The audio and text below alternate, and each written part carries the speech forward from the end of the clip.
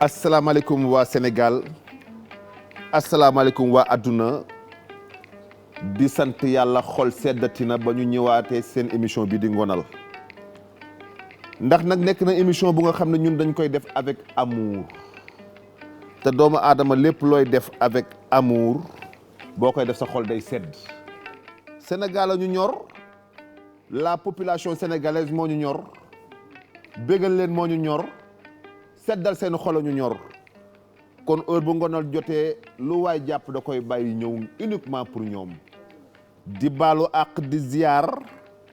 di baal ñëpp àq sama waxu démb mooy sama waxu tey àq dafa sew boo koy amal doomu aadama doo ko xam kon nañu ñëpp baal àq wax yombul wax neexul te balu fetal la boo xasee ba génn na luñ fi wax tu ne te juum ñu ngi jéggalu ngeen baal ñu àq alaaji saa ngi sama ndeyjoor sa mbaxane fi nga ko teg neex na ma alaaji la nga sanse saf na ma waaw na nga def sant yàlla jaajëfatee sant sunu boroom yàlla na loolu sa yàgg julli ci Seydina Muhammad sallallahu alayhi wa sallam di nuyu sénégalais yëpp ndeysaan fu waay mën a nekk ci àdduna fu sénégalais mën a nekk ci àdduna di ñu seetaan maa ngi lay nuyu waaye nuyu bi nag dama ciy jiital sunu kilifa diine yi waaw la nga ko daan defee démb barki démb def ko jig na la waaw Touba ak Tiwaawoon ak Njaasaan ak Ñaseen ak Kër Baay ak fépp Canaba ak fortewuñu fenn Laayeen yeeg ñëpp yàlla nañ fi yàgg te wér amiin yaa rabbi ak sa xarit ba Sénégal daal ñi fi am xel mu rafet waaw ak jikko ju baax yàlla nañ fi yàgg ñeneen yàlla nañ fi yàgg ñeneen ñi yàlla nañ tuxu yàlla nañ fi yàgg ndax tuxu daal laa wax tuxu ñoo lay jox courage tuxu dañoo baax cim réew waaw man tuxu laa wax dañoo baax cim réew waaye nañ waaye may tuxu génn réew maa ngi ci sax ok dem meneenum réew ok waaye di nuyu di nga maam sa xarit bi waaw borom makaarimal axlaa maa ngi lay nuyu waaye di nuyu sëñ Ateex Mbàkke Balla sëñ Ateex maa ngi lay nuyu waaw waaw waa Tiwaawan waa Tiwaawan ba ma bokk waaw waaw fa nga jokku de waaw waaw man kay xanaa xamoo boo waxee moom seex man boo waxee ba tudd ko waaw laa ne bal ba tàq na waaw man kay bu ma la nee barke Xalifa Ababacar Si waaw dóoral yat xamal ne loolu la waaw bu ma la nee barke sëñ Abdou Karim Mbàkke waaw jàppal bu ma la nee barke sëñ Ateex Mbàkke jàppal wallahi azim bu ma la nee barke sëñ Fàllu Mbàkke jàppal waaye sama góor ga it fàttewu ma ko sëñ Saaliwu man sama kër kooku sama xarit borom njewaan bi sama kër kooku sama xarit la saal bi wet gi sëñ Fàllu la sama kër saal ak suñu kër waaw ak fii waaw sëñ Fàllu Xalifa Ababacar Si sëñ Saaliwu ndeysaan tu es bien man entouré daal ñoo ma dar tu es bien ñage sa entouré bopp sa man je suis entouré parce que tu es bien entouré yow tu es bien entouré ndeysaan nuyoo nga pare ka waaw nuyoo naa di ñaanal ñëpp jàmm rek waaw di xaar desit waaw waaw desit damay wax may sama romb wax waaw dégg naa la munoo wax lépp dégg naa la waaw Baro nuyu nañ la yow Baro waxal tey ci weeru màgg la ñu nekk waaw weeru sell lépp jàmm fi nga ko jàpp ci Njaga Mbay boobu neex na ma ndax kilifa laa invité dama bëgg nga koy jàpp fii rek yow sama xol seet na ci yow la grande dame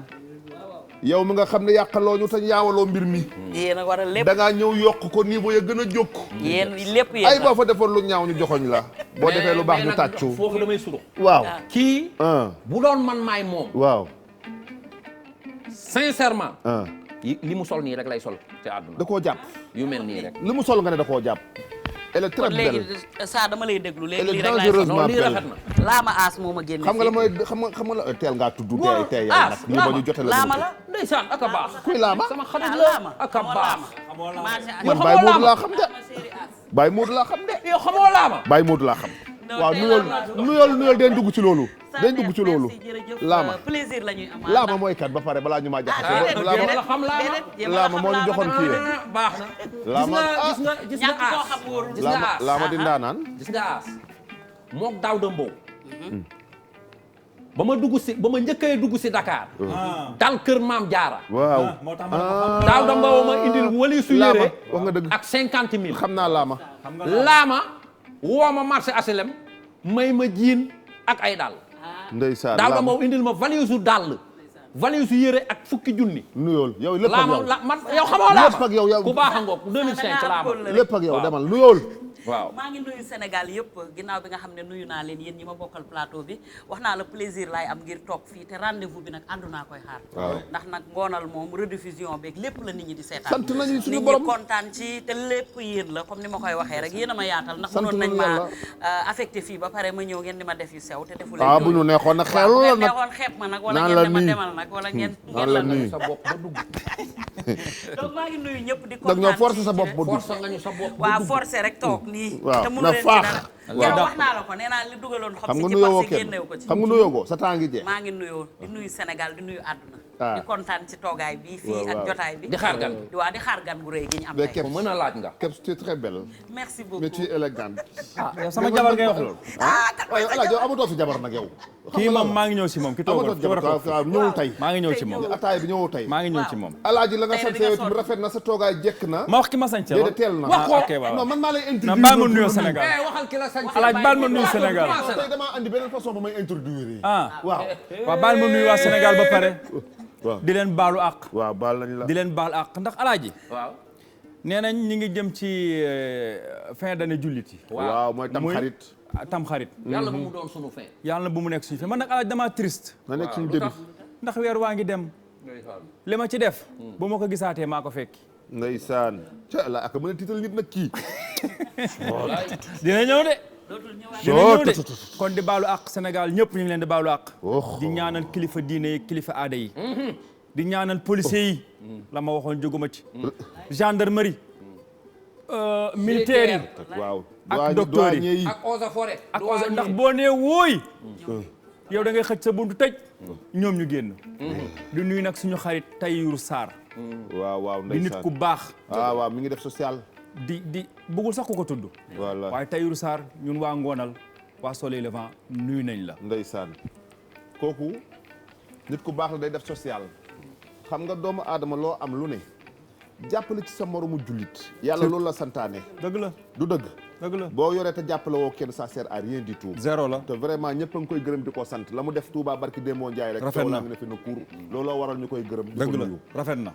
kon Ngonal ñëw Alaaji sa introduction la dafa am lu mu ci tiital tuuti nag. man moo tax tuuti ma nangu parole bi. fan bàyyi di waxu dina ñëw. waaw ma wax ki ma solal déedéet teel na. ok waaw kon Ngonal tey. introduction bi. waaw damaa bëgg ñu fàttaliku démb tuuti. dem ba tax ñu naan tey de démb tax ñu naan tey. waaw bëj Alaaji. waaw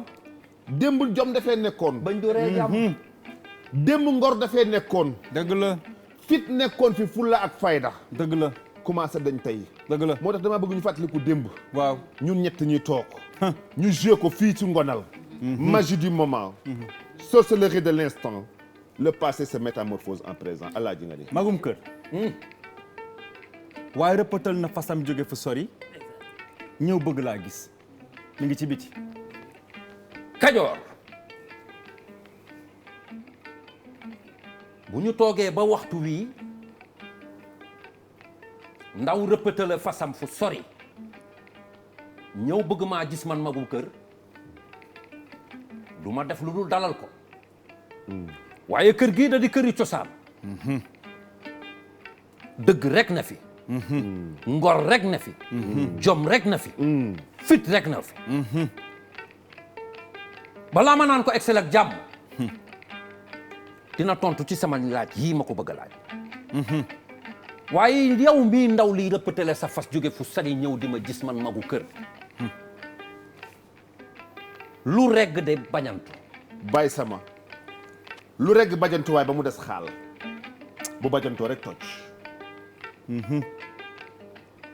lu bees rafet lu bees rafet waaye ba mu des bàmmeel. lu la bopp ba raw lu ne xaar ko ca genn yàlla nag genn nga gudd bañ mën saa jëfandiku ñun ñëpp. am nañ gan lii di raam ci ñag bii la jëm cey bu fa amee kër kenn dootu ko fa jëlee. kon Kajoor defe nañu sunu gan gi mat na gan excel ak jàmm lii mooy ngorug démb. dëgg la mag ñi nii lañ daan def bu daawul ne ci yow. lii ñu lay laaj ñi cax yi. mooy sa papa wala sa yaay jàngalu la adduna. dafa am solo. dafa am solo éducation de base. Cheikh loolu day delloo si valeur yi xam nga li ngeen fi def léegi nii. ndeysaan mooy loo xamante ne dafa bokk ci suñu patrimoine. ndeysaan dañu ko war di yee. moo tax jotaay yu mel nii baax. li ngeen fi def nii dafa am solo. Afrique dafa am ay secret am. Afrique am mystère am. am culture am am jaar-jaaram xola gore. léegi da ngay bëgg gone. dugg seen kër check down. wallaay. def say coquette xam nga góor ñi léegi am na daal ñuy def coquette. waaw bu ñu dëggee dugg kër ga mooy daal yooyu nga dégg ñaan koj mel ni député bu dof. waaw dégg nga dugg fekk bàyyi ba toog yéen ko nga ne alors père. waaw defe dina la may jabar. alors père. mère jaajëf. du la may jabar. bu fekkee père am complexe doomam. daal dina la. mooy lan nag alaaj. mooy àggal ak jàmm àggal ci biir. boobu fekk looy ree mais am na kër yoo xam ne boo nee sarax xool père kanam gi. surface su kanamu père. waaw. da ngay delloo avance. maa la ko da wax nga naan nugum toog xaar père sëlmal. wala toog xaar père. dogu kurus yi mat mu ñaan sëlmal ni la yow a kan. maa la ko wax looy dox koy seet ak looy dox. ak kuy say way jur. toog leen sama kanam wax li ngeen di wax. père da daan toog mère toog. waaw grand frère toog di attaaye fële wala petit frère wala neveu. waaw. kii doxaan si. dox ànd. doxaan la ñu wax. moo olof la kii doxaan si. waaw mooy dox. dox ñëw dox si. toog nee père di ko gis ak mère di ñuy cokolaan ay fait et gestam. waaw waaw. amul pëtëxal loxo amul bisu. alaaj est-ce que doon wax je t'aime moi aussi lan lañ doon wax ñoom bu ñuy wax. ah da ngay wax ca kaw boo ñëwum too père ne la lan ngeen di wax. waay da ngay wax. waay déet waay. te doo ñëw ñetti yoon. waaw loolu war a wax boo ñëwee benn ñëw ñaan ñetteelu yoon bi say parents ñooy ñëw. attention wala nga toog. waaw waaw loolu amatul léegi. loolu de amatul. kon nag. mu mel ne alaaji Sénégal nañu jéem a référé wu ci démb. waaw. na démb doon seetu. ñu koy xool di ci jàng. bu boobaa duñu juum duñu réer. dëgg la ndax nag ay kilifa ci réew mi fii. am naa benn nijaay xam nga lu muy wax. waaw waaw. sama benn nijaay. waaw. woo ko sama yaay ndey ak baay. tonton Birahim. waaw tonton Birahim. nee na nit day am rétroviseur. waaw waaw. dans la vie mu ni man nit da ngay am rétroviseur di xool. ñu naan gestu baaxul ankay da ngay am rétroviseur di xool li nga weesu. maa la ko wax ay bu amuloon si oto. waaw ah boo amuloon oto. wallaay du baax bëkkante dana lu bari. am solo la. maa la ko wax. mu mel ne rek société bi ñu nekk Afrique. dañoo am lu ne Cheikh. dëgg la ni ngeen ko waxee. am nañu lu nekk est-ce que xam nga ne première démocratie yi Afrique la. mais dëgg la c'est le berceau de am l'humanité. lépp am ay valeurs. organiser suñu société ba nga xamante ne léegi nag ñu dem ba jëmmi jamono daal di roy ba dàq. loolu nag la ñu war a door bu baax. waaye li ngeen fi wax léegi. waaw nii dafa nekk loo xamante ne dañ gis ko war di nga suqali gis nga boo xoolee ci Obama. nga war a xam ni. waroo roy ba dàq. déedéet. Obama fa ay maamam fa ñu jaar. ci njaayum jaam la ñu jaar Gorée gi la ñu jaar porte de l'Afrique. dëgg la Gorée ak New York ñoo jàkkaarloo. Gorée ak Rio de Janeiro ñoo jàkkaarloo nii. Gorée lañ doon dem dajale yóbbu leen ci canne à sucre ci tool ya. kon defe naa boo demee ba tey nga gis. Ndiaye xanaa da ngaa def topographie. man lépp laa def. lépp laa def. xam nga ca Berlin. waaw ca Berlin. waaw. xam nga Berlin am penc la woon. kuréel la woon penc la woon Berlin. ca pencum Berlin ma. waaw. ca la tubaab taxaw ak ay pexeem rek misaal Afrique. sedd lañu. séddee lañu. jël waaru kër jël sunu waar yi fi séddee lañu. waaye ñoom maam dañoo taxaw lànk bañ. maa la dog ko mu njaam. maa la ko wax. dog ko tapit. maa la ko wax. ñun dañoo war a roy ci ñoom maam ñooñu. waaw moom la Senghor doon wax ne da ngay jël enracinement plus ouverture. ouverture waaw. lépp lu baax nga jël ko waaye lu bon nga teg ko. dëgg la waaye li ñu am kenn gënu dara gënu li ñu am. nañ jàpp ci lu ñu am nañu kon. jàpp ci li ñu am. kon ki maa ngi tey eh bokk na ci valeur yi ñu am fii ci réew mi. ah bokk na ci ay valeur ki nga indi. ki ma andi. waaw bokk na ci li ñu am ci réew mi war koo ndama war koo sagoo. acca Ndiaye. sanse naa nag. ña taaje boon rek ñu bul tudd ki la sañsel de comme que ok ñoom ok la tudd ma kenn. ñun mënuñoo tudd ki ñu tudd ma sañsel. kenn damay jaabante doose ndax ki ma andi kilifa la damay doose waaw damay njàpp waaw acca. di nga mës a wax ki ma indi tey rek ma tudd tur bi dugal ko. kon xam nga ki ma andi yow kon xam nga ko ah dinaa ko fexe ba gestu ko. ah waaw ki ma andi say waaw Sénégal a ko ñor waaw. diine ko ñor jom guñ doon wax fii léegi moo ko ñor ngor gi ñu doon wax fii léegi moo ko ñor njub gi ñu doon wax fii léegi moo ko ñor ndax ki ma andi ci yoonu siraatal mustaqim rek lay tegu suba ba jant sow alhamdulilah kooku baax. yàllaa ko ñor lan la ñu wax inna akramakum inna allahu atqaakum ki gën ci ñu mooy ki gën a ragal yàlla dëgg la tey Njaay kooku mooy imaam maam Maktar Gueye borom Jamara am nañ gan. dalal ak jàmm Gueye Njoora Basi am nañ gan. Gueye Njoora Basi dalal ak jàmm sagal nga ñu teeru nañu la ñëw nga fi nga war a ñëw ginnaaw dañuy tere nuyoo ci réew mi dalal ak jàmm maaleykum salaam. kontaan nañu Gueye Gueye dalal Baro jàppal ma Samsidine Gueye laa sant waaw ana sa mbokk la de. moo tax nga baax. jàppal ma kenn Samsidine gënu la Gueye say kenn jigéen gënu la kii damaa bëgg ñu teeroo ko lii Baro di def maawo damaa bëgg ngeen seere ci Baro mii buum bi moo tudd nan. Samsidine kii kilifa lañ koy defal waaw buum ji kenn du ko xalamal ko dul kilifa yaa ko moom Gueye jërëjëf waaw yéen ay croquette ndeysaan Baro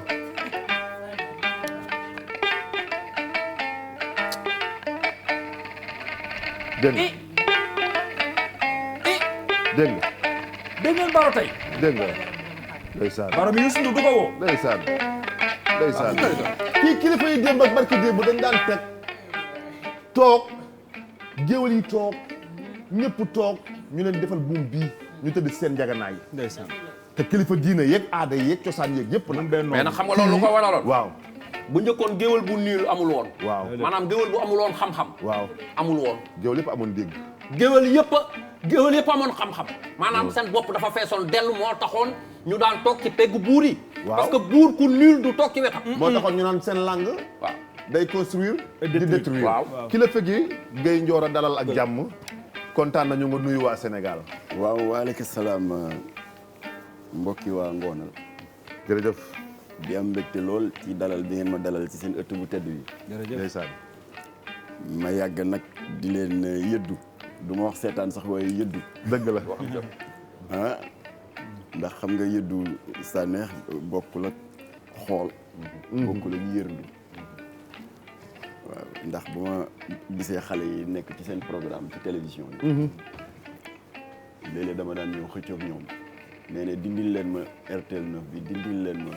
France 24 bi Ngonal tey la tegal leen ma Ngonal oh ndeysaan jar naa sant suñu borom ci kilifa nga tooyal na yow alors yàlla dogal nag ndeysaan tey nga ñëw ci ay cheikh rek ma wër ndeysaan ndeysaan. waaw kii moom donte le Aziz la tudd waaye cheikhu naa lañ ko gën a xam maa la ko wax waaw waaw maa ngi. léegi Zozo ñu xam ko Cheikh arbitre central bi defe naa Cheikh Ndiaye la maa la ko wax le walla 3C. sama doom baay bi ne sama càmmoñ di Cheikhu Gueye di Cheikhou Gueye wallaay kon ku ay cheikh rek ko wër walla yàllaay ñàkkatoo dara tey Cheikh Kep sa caama de kii xam nga maag moom ñoo bokk ni jaay xam nga nu mu demee Alaaji Bassirou Diagne Maram Diop waaw daf ko doomoo woon jarbaatoo ko ndeysaan donte le man ak Bassirou ñoo bokk deret ndax sama yaay Fat Diagne moo namp jox ko mu namp waaye yàlla dogal na Alaaji Bassirou am na lu mu seqoon ak famille Ndey Fatou ndeysaan waaw te moom itam mu am woyof ak ñàkk ki ñaan goo xam ak ne ñàkk ci ñaan keps. moom mi ma di ko dégg ci RFM waaw ba ñuy def témoignage waaw di Alaaji Bassirou Diagne wàccee liggéey ndeysaan keroog laa ne keps mënoon na bañ a egg fii dafa ñàkk ki ñaan rek ndeysaan def témoignage bu rafet fu Bassirou Diagne jaaroon ak yéen moo tax nag yàlla na yàlla fay sa xol amiin yaa rabbi yàlla na yàlla fay sa ñàkk ki ñaan ndeysaan ndax jël kàddu wax témoignage bu day noonu Wallaahi. Sénégal yëpp di la dégg ndeysaan kooku iñaan mënu ko kon nag Cheikh Ndiaye waaw di bëgg rek ndeysaan ndax xam nga jataay yu mel nii dafay fàttali la daan am sa jamono maam ya ñu ngi ko daan tuddee penc mi penc mi penc bi nag lépp lañ fa daan waxtaane bu amee sëy yu yëngatu dañuy woo les sages du village ñi daal di woo ñaari way dencante yi dénkaat leen ay kàddu yu rafet yaddaat leen ñu dellu seen xel ci yàlla dal di jubowaat su amee ñaari waasoo seytaane bëgg a dugg seen diggante yëpp day delluwaat ca penc ma mag ñi waxtaane ko penc yi nag léegi nouvelle technologie yi ñoo leen di remplacer effectivement wallaay yéen nag yàlla dimbali na leen ngeen daal di jël la balle au rebond wallaay dekkal tuddee cosaan seen émission Ngonal ndeysaan wallaay kon nag simili yi ñu fi fas yéene seq ci waxtaan ak laaj ak tontu. yàlla na yàlla ko barkeel ko. amiin yaa rabbi. kon yàlla nañ yàlla def ñu am fi ngoonul jàmm. incha allah ngoonul jàmm rek la ñu am bu soobee yàlla. xam nga boo xoolee sama introduction nee naa ñun Sénégal a ñu ñor. Sénégal a ko ñor. tey jii fonction maanaam Jamra gi mu nekk bëgg naa xam lan la ci réew mi luy liggéeyu Jamra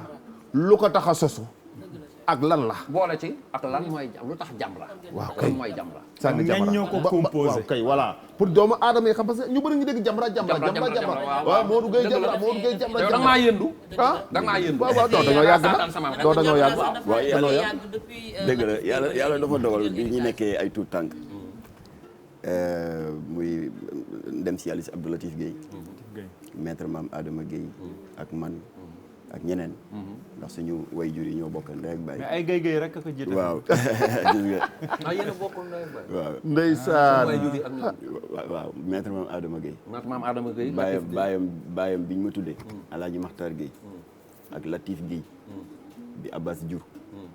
ak man bi Alaaji Malick jur ñetti wayjur yooyu ñoo bokk ndey ak baay. ndeysaan.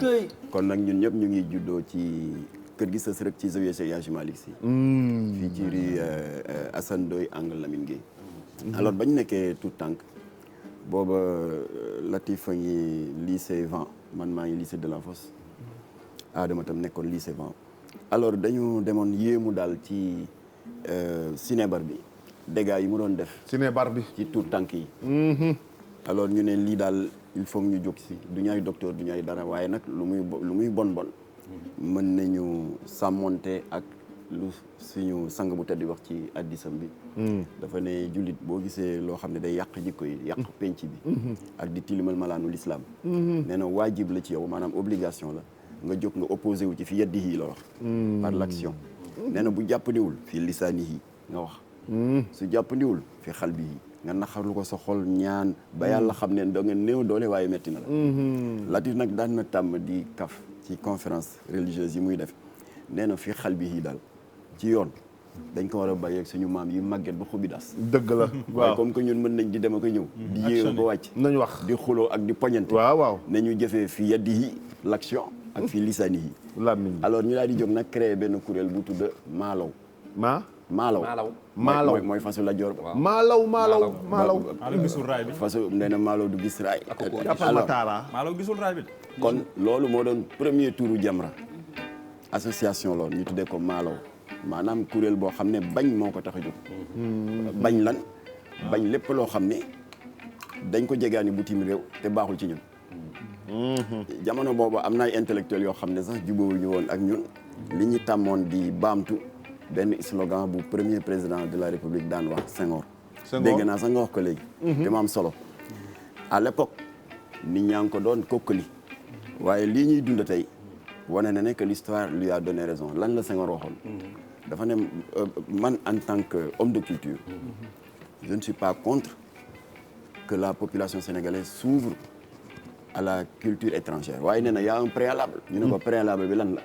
mu ne enracinons-nous d'abord dans nos propres valeurs de civilisation. et ouvrons-nous ensuite aux apports fécondants du monde extérieur. entièrement d'accord avec dafa insister ci apport fécondant parce que du lépp lu jógee bitim réew moo fécondant. alors l'histoire lui a donné raison. parce que léegi roy dàq bi moo fi dañu bàyyi li ñu moom bàyyi suñ cosaan dem jëli la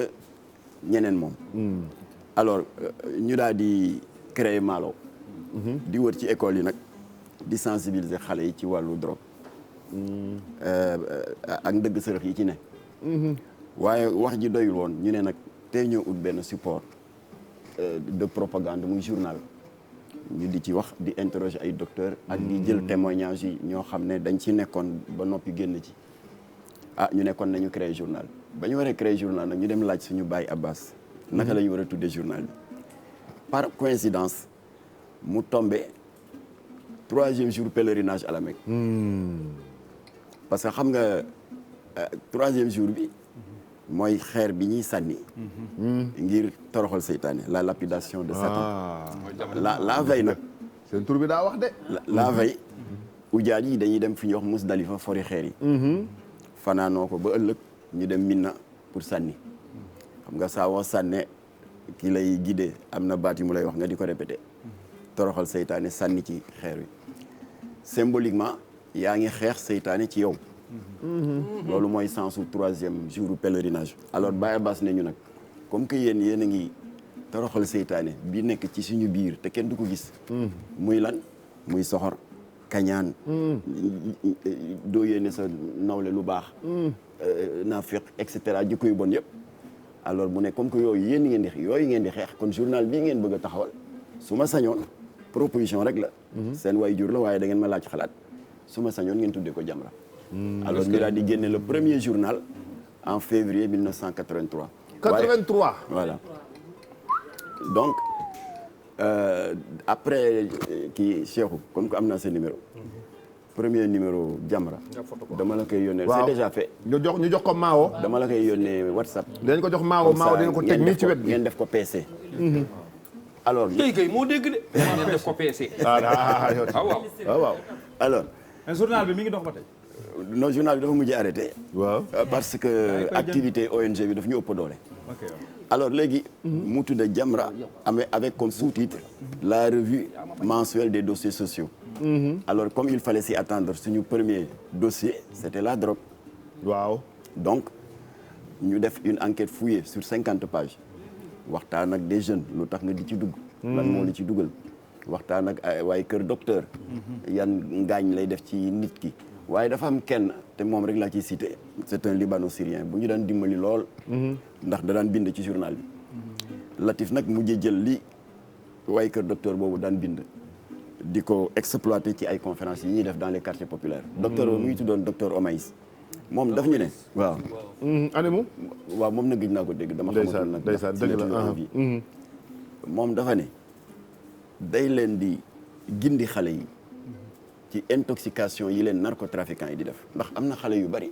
du caagin dañu bokk ci famille bu bon du caagin dañu bon waaye dañ leen nax am lu ñu leen wax ci mbirum drogue ñu daal di ko def téere def ko kaamil jëfe ko daal di dugg ci pax mu daal di ne bokk na ci ndëgg sërëx yi dañu gëmloo xale yi ne lu mel ni cannabis chanvre indien hashish marijuana yooyu yëpp ay xeetu yàmba la waaye dangaru tooke bi moo tolloowul ak yi jógee dans la sous-région lopito bi jógee Nigéria ak brown bi jógee Ghana brown bi alors brown bi jógee Ghana waaw mooy brown dañu gëmloo xale yi yooyu yëpp xam nga mooy yi nga xam ne gàncax buy sax la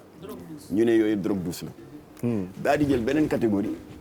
muy cinéma yi nga xam ne boobu lañ ko tudd waaw ñu daal di jël yeneen catégorie mooy yi nga xam ne dañ ko togg ci laboratoire pour yokk dangaru tooke bi waaw bokk na ci cocaïne héroïne bokk na ci opium bokk na ci héroïne alors ñu ne yooyu drogue dure la alors docteur Omaïs nee ñu xale bi comme que amul maturité bu doy amul sens critique bu doy bu déggee drogue douce ak drogue dure day naan waa téemaa tànn douce waaw fekk nee na ndekete yoo drogue c'est drogue waaw drogue c'est drogue mu ne xam nga lan moo leen wutee drogue dure ak drogue douce d'ailleurs sax moom théorème boobu dimbali nañu bu baax ndax gindi nañu xale yu bari mu ne xam nga lan mooy différence drogue douce ak drogue dure mu ne dafa mel ni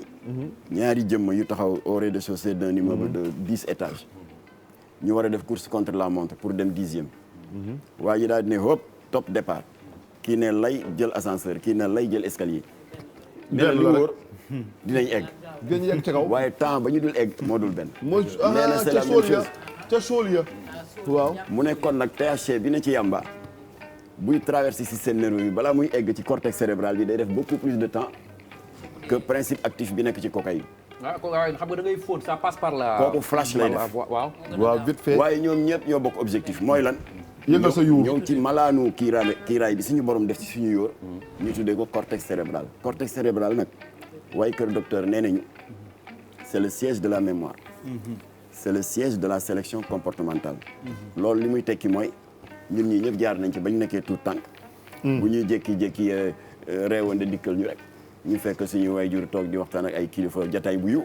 nga daal di ñëw rek wàcc sa tubéy rek commencé tour ndox xam nga papa dana la duma wala yaay dana xëcc nopp bi nga yuuxu nee na loolu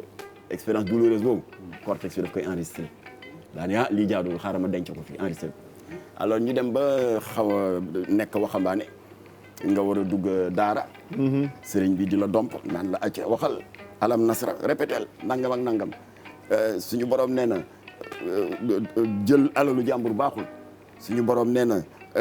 wax lu dëgg baaxul et cetera cortex bi boo koy enregistré nga dem na ba dugg dans la vie adulte nga jékki-jékki am liggéey boo xam ne xëy na dañ la dénk alalu mbooloo waaye nag nga gis y a des corps de contrôle ay IGE am na ay OFNAC am na ku def na ko si dul noonu ñu lëbbala jant bi yooyu yëpp cortex bi koy enregistré léegi nag THC bi ne ci yamba ak principe actif bi nekk ci cocaïne nga xam ne bii drogue douce la bii drogue dure la temps bi ñuy def pour egg ci cortex bi moo dul benn waaye mooy seen destination bu ñu fa eggee xam nga lu ñuy jëkk a def dañuy anesthésier cortex bi nelaw loo ko à partir de ce moment jëmmu doomu aadama moo fi ne waaye dootoo doomu aadama loo tax nag Charles Baudelaire nekk un poète ancien drogué bu siiw nee na sous l'effet de la drogue le timide devient audacieux et le lâche devient courageux waaw boo gisee sama jàppante ak mon ami Seydi Gassama weer yi le passé mois de mai bi muy naan nañu légaliser yamba bi parce que yaakaar nañu ne waaw bu affaire bi nekkee kumpa c'est parce que c'est interdit narcotrafiquants yi di ci profiter di yokk prix yi léegi pour casser l'offre nañ ko banaliser légaliser ko asbunallah am na ko wax loolu ci réew mi. waaw doomu réew mi sénégalais ma daa di dem ci kenn ci seen ëttu yëglekaay yi ma ne ko mon ami suma xarit nga waaye tey juum nga ndax dama lay citer ñetti musiba rek 2018 fii ci jàkka ji ñuy wax Daaru Salaam imam ratib Mbay Si Diop di ku baax di suñu xarit yàlla nattoo ko mu am doom boo xam ne dafa am doole waaye mu ngi ci mbir yi su nekkee en état de manque maanaam sa yaram tàmm drogue bi boo toogee ñaari fan mooy dootoo ànd ak sa sago day sonal yaay ja ndeysaan yaay ja day def njaay yu sew waaye xam nga yërmande ñoom keps yi rek ci xale yi jigéen di gàtte xale yi lu ñuy ñëw rek wax bu dul dëgg sax nga yëkkati la nga am jox leen mu tombé nag moment boo xam ne yaay ji jàkkuwul muy déconné ci kër gi bàyyi bi génn ne ko yow yaa ngi bëgg américain yaa ngi nangam rek mu songa papa ji comme que il était armé mu tëral ko comme Tabaski ne ko tareet kan xale bi moo ren di bàyyi ji imam ratib Mbay Si Diop yàlla na ko yàlla yërëm dégg nañ ci loolu de ma daa di ne Seydi Gassama loolu nga bëgg a légaliser yow tamit da ngaa tiit ba fàtte xalam ma ne ko loolu ma ne ko benn ngoog nga bëgg a légaliser loolu ma ne ko ñaareel ba fii ci seen quartier bii Sicap Rue 10 am na fi benn xale bu lëmbale woon quartier bi ñi di ko wax booy Rue 10 xaw ma yu mel noonu mu am benn am di jàmmam bu mu joteel jotee bu ñàkk solo rek mu fa paakari dëbb ko ci dënn bi ñu ne li lan la këlee daanu le temps que secours yi ñëw il s'est vidé de son sang ba sedd guy bi secours yi ñëwee nag fekk waaj a daw ñu di ko wër fekk ko ci benn bar avec 27 cornets de yamba waaw ma ne loolu nga bëgg a wax ne nañ ko légaliser ma ne ko troisième exemple bi ma lay cité te police ak may dégg daaw la woon 2019 fii ci Cap Skirring ñu woo leen d'urgence ne dafa am benn xale qui a à peine 3 ans dañ ko égorgé comme xar te benn nijaayam moo ko def ka mu ko def doomu sërëm police ñëw ba jàpp waa ji ne ko yow kii lu mu la def xale bii nga xam ne mënagul sax wax bu set boo demee amagul sax bakkaar lan la war a def ba nga rey ko rey bu ñaaw wi xam nga lu mu ko tontu waaw mu ne dama ko jaawale woon ak lapin bi ci kër gi oh bi yëgoon nga loolu boobu la mu jël bëri na waaw loolu nga ne nañ ko légaliser mukk daa juum alors kon nag dafa juum dafay juum waaye itam dafa juum daal di nafar alloué ñoom Obasanjo ak Edem Kodjo ndax Macky Sall recevoir na leen fi 2013 waaw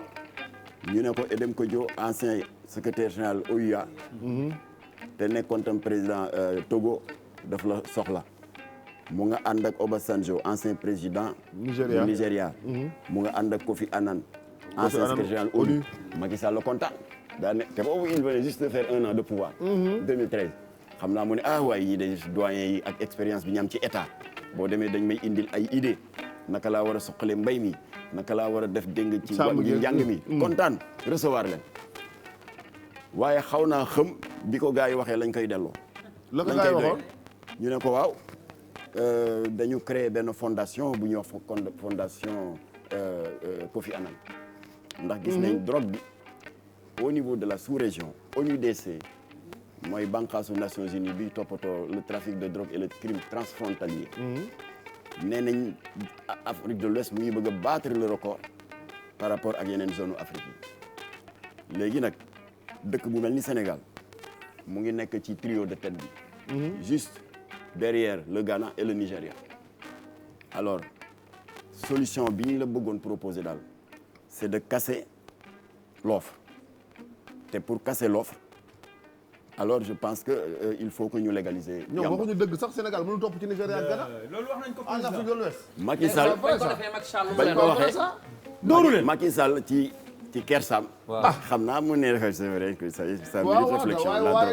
waaye naka la ñu génn. waaw naka la ñu génn. ba gaa ñi génn moo Abdoulaye Daouda Diallo. à l'époque moo doon ministre de l'intérieur. waaw dicté ko mu def benn communiqué.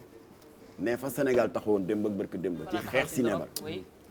non seulement fa la taxaw waaye dañuy yokk jéego yi sax. très bien kenn du fi légaliser yamba. waaw jaw parce que ce serait en contradiction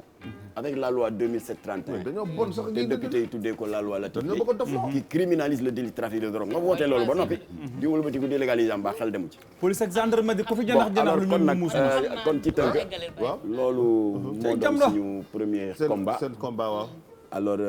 mu def beaucoup de succès. alhamdulilah jeunes yu bari ñëw seet si ñu. dama bëgg a bàyyi dama bëgg a nangam parce que docteur Omaïs li mu wax. li drogue di def ci nit nangam ak nangam. ngeen leen di teg ci yoon. alors ñu di leen teg ci yoon di leen booleeg ay kii. après yeneen combat yi ci alors léegi nag. bañ demee ba 85 parce que lii ma la wax 83 la. mais biñ koy doog a créé. fii la ñu am suñu premier grand combat.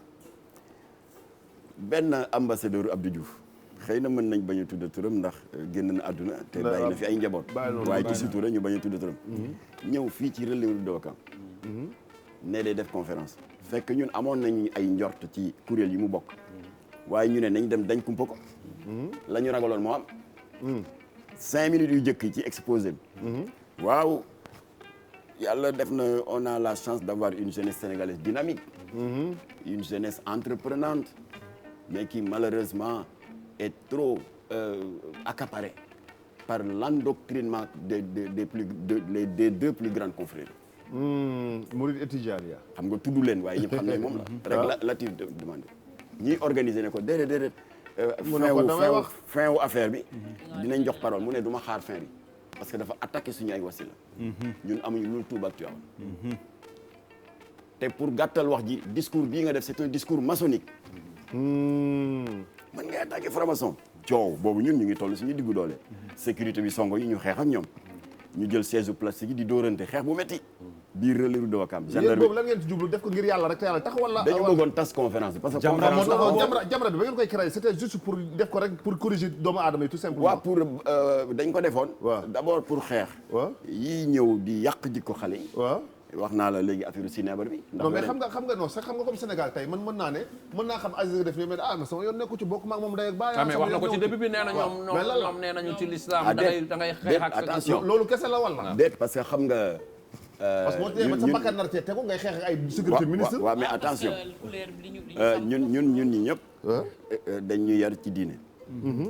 yàlla dafa dogal mag ñi ñu yar ci diine xamal nañ ñu ne. devoir la pour jullit bi boo gisee luy yàq jikko yi ca penc ba nga ne nga xeex ko ak luy tilimal maanaam l'islam te loolu addis bu wér la Seydina Mohamed moo ko wax nee na nga jóg am ci taxawaay fi yeddi yi xeex ko par l'action xam nga loolu wax naa ko waaye yemul foofu ndax suñu borom dafa gën a dëgëralaat nee na wattaqu fitnatan laa tusibanna allazi zalamu minkum xaasa nee na yéen askan wi na ngeen moytu ay duma yoo xam ne bu ma koy dóor ci seen kaw du yem rek ci bopp ña tooñ. kon nag nga toog rek naan man day defuma toxuma yamba demuma ci borom ñaari tur yi génn la ci de. dina ñëw ci ñaari tur yi boo gisee fu ñu koy defee. devoir la suñu borom a ko wax ginnaaw bi ko Seydina Mohamed junjee ci addisi moo ko wax nu mu tuddati saar la dal di ne devoir la pour yow nga jóg bokk ci xeex bi alors donc ok gendarmerie dugg conférence ba tas ñu ne kon ñun suñu objectif c'est atteint conférence su franc-maçon la yàq nañ ko parce que dafa dajale étudiants yu bari di leen endoctriner d'accord nañ foofu waaye dès le lendemain jamono booba presse bi développé wul en 85 il y avait le soleil il y avait Jëf Action il y avait promotion bu doyen Boubacar Diop il y avait le journal satirique indépendant le populaire le politicien bu ndem si yàlla si Mame Less Dia ñu daal di titré ñoom ñëpp ne son excellence monsieur Diouf parce que ambassadeur la porte na plainte contre Latif Gueye et Jamra pour diffamation et injure publique ñu ne ko da nga ñuy déclarer guerre à la guerre comme à la guerre ñun amoon nañu loo xam ne dañ ko sàcc ci seen loge maçonnique bi nekk ginnaaw lycée Van amoon nañu 5 listes de grands francs-maçons sénégalais ay kilifa kon di nga tooñ ñooñu comme que nee nga ñun dañuy fen xamuñu dara ci affaire franc-maçon dinañ ko génne dëkk bi seddu yi waxaatuñ kenn waxaatu déedéet maanaam affaire bi dafa def douche froide nit ñi naan ay waa Jamra lu ñu narati ñu daal di jóg ne nañu dem informer d'abord les autorités religieuses ñu daal di tàmbali nag tëral benn calendrier de tournée ñu ngi jëkkee Touba jamono booba en 85 sëñ Abdoul Ahad Mbacké moo toogoon si jal bi ndeysaan ba ñu ñëwee tàmbali wax rek Latif tàmbali expliqué ne waaw ñun dañu njortoon ne que dañ fa nekkoon pour génn ji jeunes yi ci diine dugal leen ci musiba waaye ñu daal di def suñu devoir alors léegi ñu jóg ne dañuy yóbbu tribunal pour diffamation sëñ Abdoul Ahad Mbacké rahmatullah alayhi mayu ko mu eggali daf ko ne ñu ngi suivre lépp waaye dama bëgg sa xel dal ne toolu xare boobu ngeen nekk ñun ngeen fa nekkal moo doon ñàkk caaxaan bàyyi la nee ko gis nga sama jëmm ji toog sama jawriñ bii toog di sëñ Muntaxa Mbacké Bassirou mooy kii toog fii tey xalif bi boole naa leen ak moom dégg naa da ngeen def tournée dégg naa boo jógee Touba yéen a ngi def Tivaouane Ndiassane Thiénaba Niassène Medina Baye Layène famille omarienne foo leen toll ci tournée bi te waxu leen ko rek mere naa leen ndeysaan sëñ Muntaxa jël oto jox ñu jël alal jox ñu jël ay fonds jël ay bon d'essence jox ñu daal di eggali tournée bi deuxième étape bi gën a daw yaram mooy bu jax saw ñu ngi fekk sëñ Abdoulaye Sy Dabakh di ko informer ci combat bi ñuy waajal bi ñuy laata am tribunal avec les francs-maçons ñu di ko informer waaye ba ñu eggee ci franc-maçon rek donte le dafa feebaroon dafa ne ñokket jóg toog ndeysaan ne luy loolu waaw mais ñii foog ñu jóg ci ñoom ndeysaan xajamal diine ji la ñu bëgg suul liggéey Cheikh Ahmadou Bamba Seydi Hadji Malick Sy Cheikh Al Khalifa Baye Ibrahima Niass ak Baye Laye la ñu bëgg waaye du fi amee xam na leen nag ndax wax na lu bari ci ñoom fi mu nekk boo duggee Google nga tapé Abdoul Aziz Sy Dabakh franc-maçon xutba ba mu defoon fii ci mosquée inachevée de Yoff ba tey mu nga fa am na ku ko archivé ba léegi c'est disponible dans YouTube c'est bien mu ne waaw loo leen nar nag ñu ne ko tey ci ngoon dañuy am conférence d'information ak ñoom Imam Mbaye Niang fii ci mosquée inachevée Imam Mbaye Niang bu député il est vrai que jàkka ji egg na léegi mais le nom de mosquée inachevée est toujours resté waaw ñu ne ko nag après sa ëllëg sa ca la procès ba kon dañ fi jaaroon sàkku si yow ñaan rek ak nga bàyyi ñu xel mu ne conférence ba dama fay ñëw ñu ne ko procès bi suba la mu ne waa du na ngeen conférence moo koy jiitu tey si ngoon man damay ñëw mosquée inachevée la ñu ne ko déet góor gi dañ la doon yëgal rek yow na nga yëg rek tey ñaan waaye nag ñu naxanteeg moom ne ko d'accord kon ñu ngi toog féexlu fii ci cour bi waxtaan ak bëkk néeg yi wala balaa ñoo dem dañ fi jaar mu ne waaw d'accord ñu nax ko nag daal di yelleeku jël suñu oto taal dem mosquée inachevée bu Yoff waaye dañ toog tuuti rek ay xaritu ñoom Imam Mbaye Niang daal ni am na kilifa guy ñëw de ndeke moom cortège oto ñu ne waa ku mu war a doon ba premier oto ba gaaree ñu ubbi bunt bi daal gars yi téye ko ci poxotaan yi tànk yi sax dëgërul mu ngay koccal moom maam Abdou waaw allahu akbar te booba en 85 il avait 82 ans parce que il est né en 1904 mu dal di yéeg photo boobu tam danaa la ko yónnee mu jël kaddu ne sama kaddu lu gàtt la mais Jean Collin lay waxal noonu la ko waxee de à l'époque c'était le tout puissant secrétaire général de la présidence suñu doom ji soldaaru l'islam bi tooñul saagul sàccul reyul nit waaye dafa ne kenn du fi nappaaje liggéey bi fi mag ñi defoon pour di fi indi beneen idéologie beneen gëm-gëm bu bokkul ak xaala laahu xaala rasulullah ngeen ne da ngeen ko bëgg a fitnaal boo leen ko naree jox convocation gendarmerie wala tribunal jox def leen ko ñaar benn moom benn man bu dee da ngeen koy mënate yóbbu kaso waaw waxtaan dafa bëri pour ñu résumer ko rek waaw alors ainsi de suite bu dee da ngeen koy mënate yóbbu ko def leen ko ñaar donc menacé leen ba yàgg a jub alors yàlla dogal en résumé parce que dama sotte lu bari ba jour procès ba jotee tribunal fees del waaye par hasard comme que foofu car ya fa doon dem dañu jékki jour boobu ñu ne car yëpp panne waaye nit ñi dañ daan jël car rapide ba cinéma El Malick dox ba fekkee procès bi après yàlla may leen dem ci procès bi alors procès ba président ubbi tribunal bi ubbi séance ñu toog ba 10 heures gisuñu plaignant bi qui porte plainte nii avocat am toog ba 11 heures gisuñu 11 heures bëgg a jàll président tribunal bi énervé daal di jóg pour jël kaddu jékki rek buntu kii bi salle d'audience ne tël maître Danon ngandim franc-maçon communiste communiste aéroport la en jógee plus waaw aéroport la jógee direct pour ñëw défendre waa ji boo gisee yéen yu sëq yi ku raglu la mu daal di ñëw ñëpp ne ni may ko bët mu waaxu ba ci table présidium bi sëgg ci nopp président yi wax président bi yëngal bopp bi mu daal di jëlaat saagam wëlbati ku génn dem yoonam ba mu génnee président bi jóg daal ne bon voilà maître Danon est l'avocat du plaignant où est la mise en cause Latif ne maa ngi nii ana say avocat mu ne kenn naa ngi ni maître Babacar Niang ak maître Kabibel Diouf bon ñi si des fàtte naa leen mais y en avait 7 mu ne bon le plaignant vient de nous envoyer un message disant que pour des raisons personnelles pour des raisons de crainte de trouble à l'ordre public il a décidé de retirer sa plainte. Par conséquent, l'affaire de diffamation et d'injure publique opposant son excellence monsieur Diou ak Latif Gueye Jamra est classée sans suite rek takbir yi dal Allahu akbar mu ne si ça fii du Touba du marché du Touba du Gam Tivaouane moom si ça continue je fais évacuer la salle gars yi ne ko booyee boo évacuer ko ndax am nañ ndam l'islam am nañu ndam ndeysaan donc waaw ni El Hadj Diouf di amee ndam bu gagné nii ñu koy tungóobee noonu la gars yi tungóobee Latif ne dañuy daw ak moom ba si nga fan ñun ñoo mujjee foqati Latif dugal ko ci oto yóbbu alors donc waaw loolu on a compris alors je termine alors léegi nag yooyu yëpp combat la par la suite Latif Jamra dem andi statut ONG ok suñu siège bii nekk Bourguiba Abdou Diouf yebal fa le ministre d'État Abdoulaye Wade mu inauguré ko en 92 on a compris waaw après nag amatuñu temps wu toppatoo journal bi ñu nekk ci ONG bi nag moo journal dem bi doon ba xeex ñu ngi koy xeex ONG bi moo dem ba waaye nag ONG bi tàmbali nag di def de la médiation sociale voilà waa Sotrac ba ñu tasee état amel leen 9 milliards Latif jóg lëkkaloo ak Iba Der Thiam lëkkaloo ak Soxna Fatou Sow Sarr ba négocier ak état ba 9 milliards yi leen état amel ñu fokkati 5 milliards jox leen alors toog ba yàgg itam élection yi jot waaw ñu gis ne am na xeex yoo xam ne action politique moo ko mën a mottali loolu waraloon Latif créer parti mu nekk la branche politique Jamra de Jamra ñu di ko wax RDS d'accord loolu moo ñu dimbali ba ñu am conseil du député d'accord mu daal di d'accord parce que man donc waaw voilà waaw mel ni rek combat wu Jamra yàgg na lool waaw depuis 83 la depuis 83 te mu nekk lu inédit di jóg à l'époque di dénoncer li nga xam ne moom moo di wàllum sinébar ak yeneen ak yi mu wax tranche sociale bi mu mel ne léegi ba tey combat bi c'est le même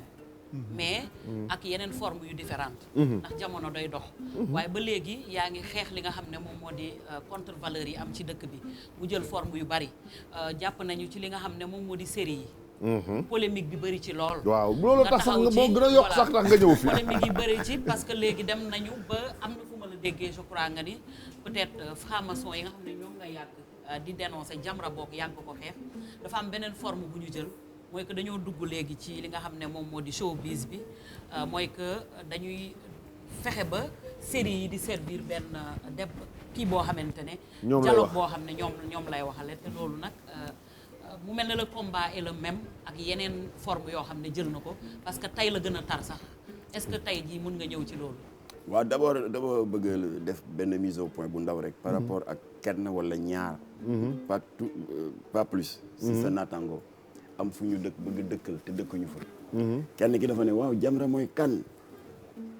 fii du état islamique fii du Iran fii du Afghanistan ngeen bëgg ñu tànnal lu ñu war a xool ak lu ñu warul xool xanaa Jamra dafa bëgg a nekk directeur de la conscience wala gendarme de la morale waaw c'est un pays laïque ah alors da ngeen ñu bëgg ñun ngeen ñu wax li ñu war a xool ak lu ñu warul xool yéenay kan et cetera am naa yaakaar ni yàpp sénégalais yi weesuwul ak ku xam sénégalais at son attachement aux valeurs de démocratie et à la liberté d'expression nga ne yaa ngi koy utal directeur de conscience ak wala xaw ma gendarme de la morale suñu taxawaay ñun Jamra du dara lu taxawaay yi taalibe mais te junj naa dëgg la non dénkaane yi suñu borom wax ñaareel ba taxawaayu consommateur la très souvent damay cokkaas moo sama xarit sama doomu ndey Momar Ndaw bu Asko Sen léeg-léeg ma di leen sargal ci ay émissions yu bari yu may def ci jàlloore yi ñuy def ngir di gàttandu produit de grande consommation boo xam ne ñoom nemmeeku nañ ne am na ay tooke yoo xam ne lorange la ci santé publique bi ci mujj rek de février 2019 ceeb boobu ñu naan Bifalo rafet lool sakkan nag yomb ndekete pexe caay-caay la dañ ko rax ak cristaux de gel cristaux de gel dafa sew nekk pepp comme ceeb weex comme ceeb waaye du ceeb waaye boo ko lekkee day rees ndax dafa mel ni gomme arabique mais malheureusement c'est cancérigène ñi di ko jaay nit ñi ñoo dem gàttandu ko ministre du commerce jàppale leen ñu annulé ko alors ñun ñu ne nag du ceeb bu bon bi rek ak tamaate yi périmé ak boîte de conserve variées yi rek mooy produit de consommation les dérives audiovisuelles yi dugg ci yóoru suñu doom di soppi seen i jikko di bëgg a daganal loo xam ne ngor bu ko diine bu ko yooyu c'est des produits de consommation kon am nañ droit ñun Jamra ak ñi ànd ak ñun en tant que consommateur jóg yëkkati suñu kaddu ni ñoom Momar Ndaw di yëkkatee kaddu boo amee tamaate bu bon bu ñuy jaay nit ñi lii tamit c'est des produits de consommation kon ñun adultes yi itteeluñu ñi itteel mooy tout tànk yi te suñu borom moo wax ni ñi dama leen dénk mayuma leen xale yi dénkaane la te ku nekk ci yéen bu ëllëgee danaa la laaj la ma la dénkoon d'accord mais d'accord xam nga képp soxna ko léegi ci biir waxam xam nga tey souvent Jamra ñooy ñan war nga ñoo wax tey lan moo tax ñu naan parce que kon da ngeen ñoo bëgg a forcer wala forcer sénégalais yi bokk Jamra à ce que ñu doxal charia mu nga bon donc moo tax ñun ñu ne waaw wutuñu taalibe wutuñu militant waaw nous sommes des consommateurs qui avons des droits à défendre et des enfants à protéger ku ñu ci fekk ñu ngi ci ku ñu ci fekkul rek ñu ngi ci kon nag ñun suñu itte mooy xale yi ndax Cheikh Ahmed Tidiane mais d'accord naa xale yi mais da ngeen di dénoncer rek mais est-ce que yéen da ngeen di dénoncer par dafay ànd ak ay actes parce que xam nga tamit adduna lu ñu nekk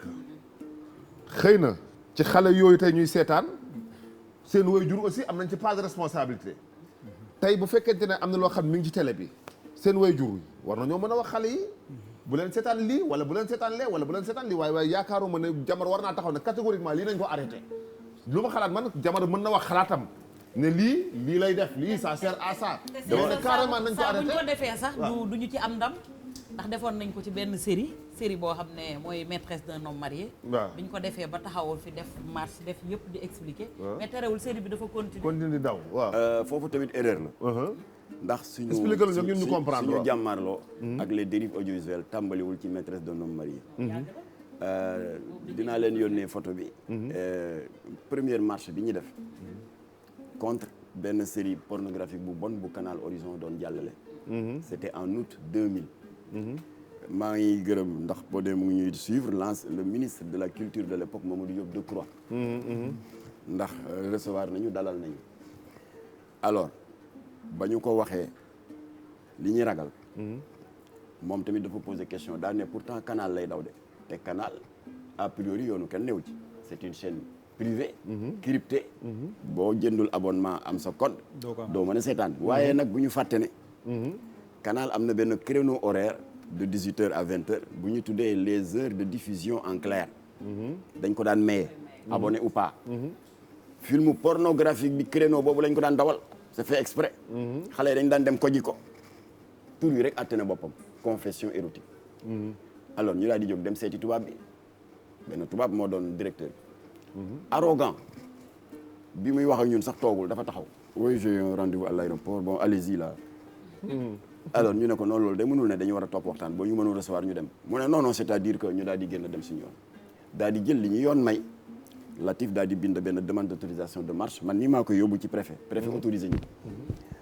mbedd mi fees del ndeke affaire bi ñi mu naqari bari na ba ñu jógee ci marche bi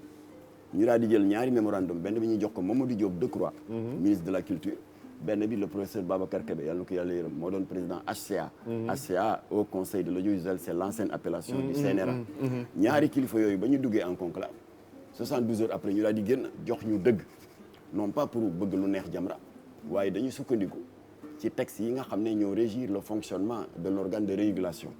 en matière de protection des bonnes mœurs et des couches sociales fragiles mu di les enfants gars yi daal di ne tubaab bi nag sa série bi dafa salfaañe suñu valeur ba noppi itam dafay porter atteinte à la santé mentale et morale des enfants tubaab bi ne du ma koy loolu kañ génn la woon loolu en août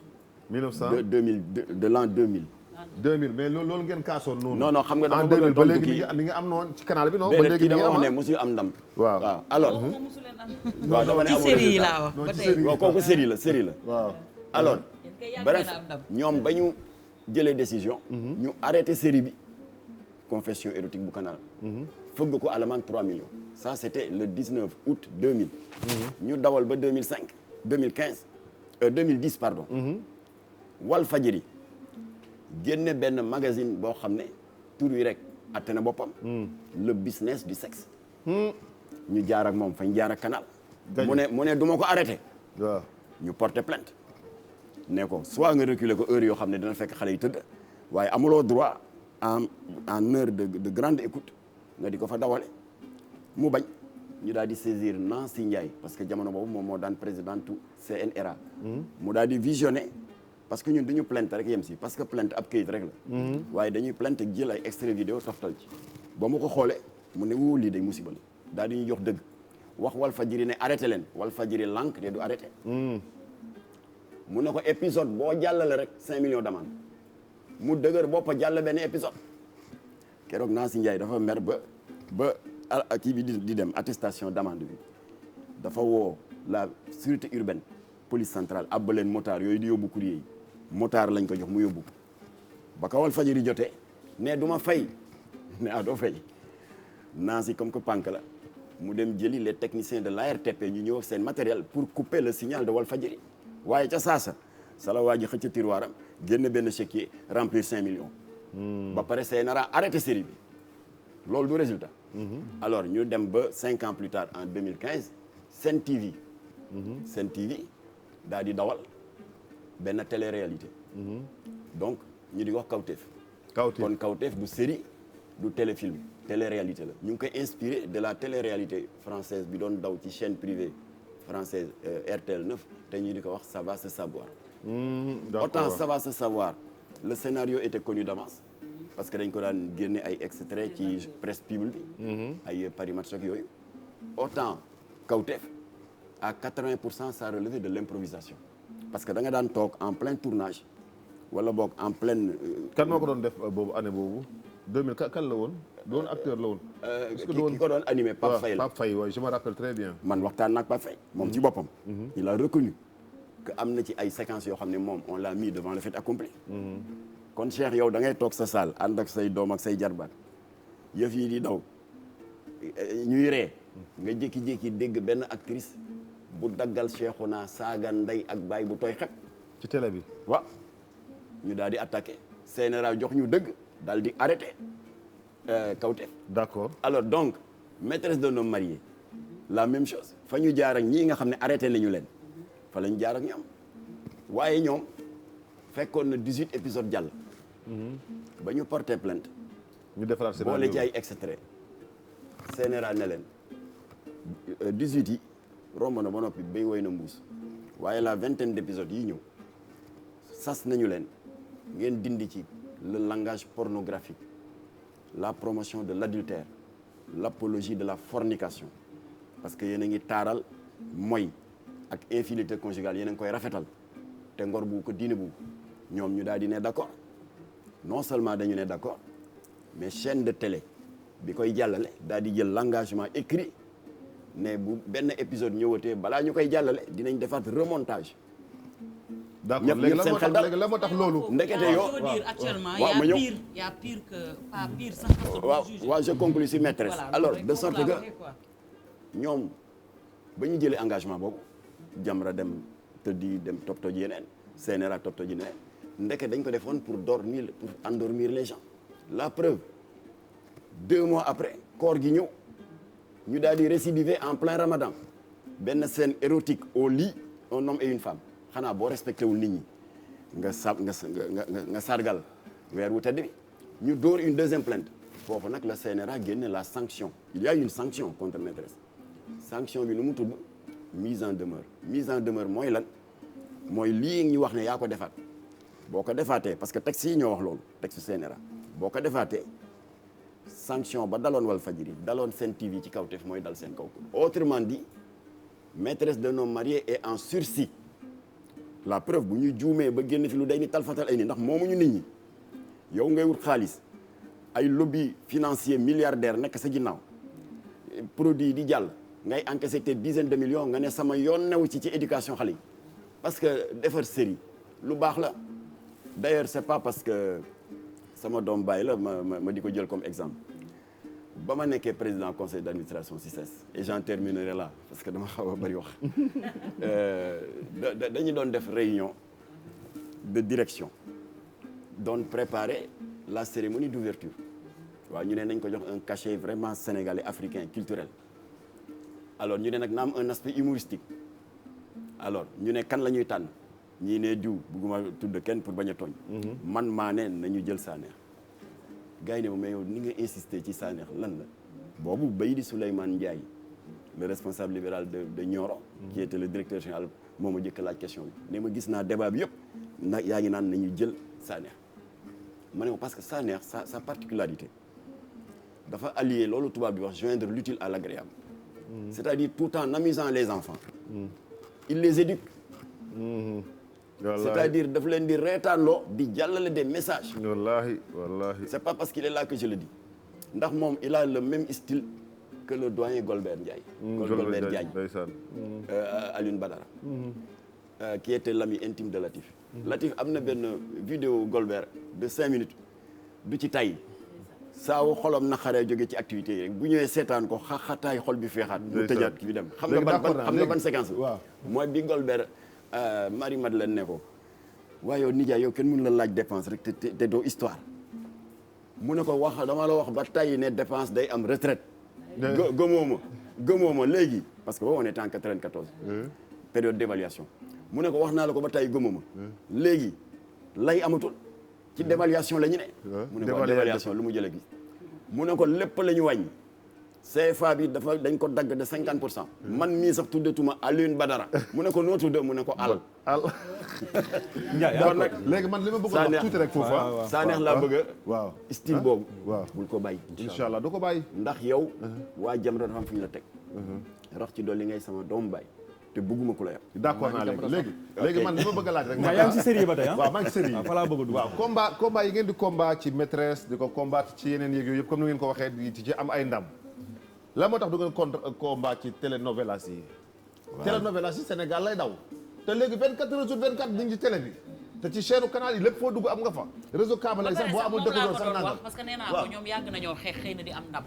mais ba tey combat bi ça reste le même parce que am na série yu pire que maîtresse d'un homme marié mi ngi daw nit ñi di ko consommer te mooy loolu tax ma wax lay moom lañ gën a seetaan sax que mi ngi daw te gis nga boo demee ci clics yi ak like yi ak commentaire dafa mel ni xoolal nombre de vues yu muy am yooyu waaw am na benn waay bu ma ne waaye yéen Jamra yéen a ngi xeex infidèle